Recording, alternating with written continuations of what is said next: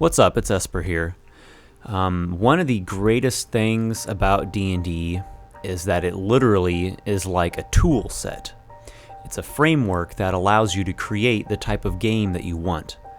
In the end, it is going to be a fantasy role-playing game, but you'll find that different variations on playstyle can make quite a difference.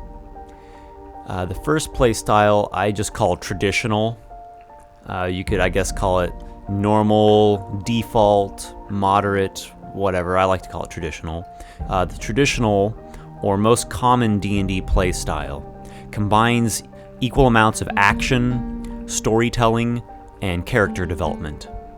The gaming group is composed of different types of players who all balance out their interests more or less. You can expect the following elements in the traditional style. You can expect at least one combat encounter every game session, and sometimes many. A campaign setting in which the character's actions and decisions matter in the world, and at least a couple of players who will speak in character from time to time, and they have ongoing personal stories for their characters. And you can also expect a moderate gaming environment, which naturally flows from periods of relaxed, casual gaming to focused, serious moments.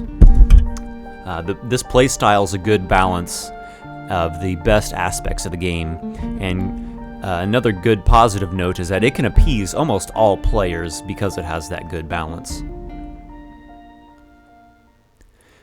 Heavy RP. This playstyle is talked about a lot.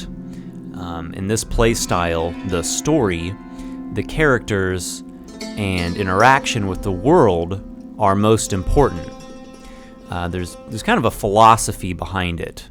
The philosophy behind it is that almost any game that's out there can give you lots of fighting and flashy bells and whistles, but when it's all said and done, it's the memorable stories and characters that are going to stay with you.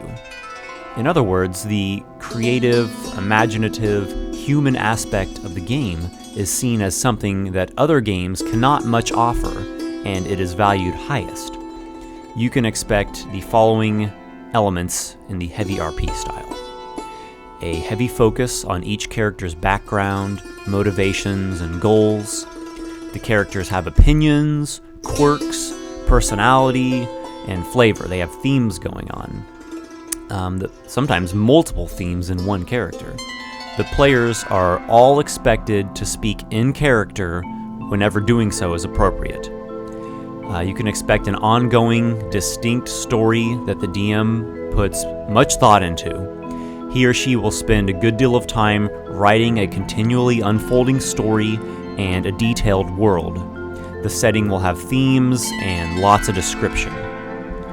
Combat encounters are still going to be there, they'll still occur, but many of the game's pivotal moments will take place out of combat during scenes of social interaction or decision points, like decision-making points in the story.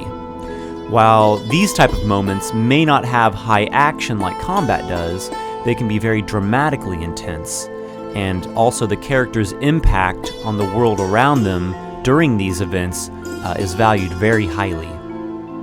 Characters will receive personal, story-based rewards such as relationships with NPCs, cultural or philosophical influence, lore, pets, social status. Basically all the things that you just really can't do in any video game because it would just take an absorbent amount of programming. All those things get to really shine in this playstyle. Something I should note, if you don't value details and playing in character, and you do value lots of action, this playstyle may not be for you. An interesting point about this playstyle is if the DM is good at improvisation, it actually requires very little preparation time. However, if the DM prefers to write out story and record all the details of the world, it takes a lot of time and dedication. So it's weird how it can go either way with that. Alright, hack and slash. Good old hack and slash. This is a fast-paced playstyle. It's simple and much like an action movie. Character personalities and complex stories are all but non-existent. The game is basically centered around building combat-savvy heroes and just kicking as much monster butt as possible. You can expect the following game-style themes. Combat, and more combat. You will fight any and every kind of beast and villain that's out there, take their treasure, level up, and go and do it again. You can expect that the group views the experience simply as a game. It's non-immersive, and they really just are not attempting to bring a fantasy world to life. They're just playing a game. The DM may write an ongoing storyline, but puts very little emphasis on details and just doesn't labor over it. It's not like a second job to him. Players put very little influence or emphasis on the nuances of character personality. So if you do value immersion and you find it important to have fleshed out campaign settings, this playstyle may not be for you. It is also worth noting that the hack and slash playstyle does take less preparation time than the traditional playstyle, and that can be a big benefit sometimes. This is another aspect of playstyle that is important.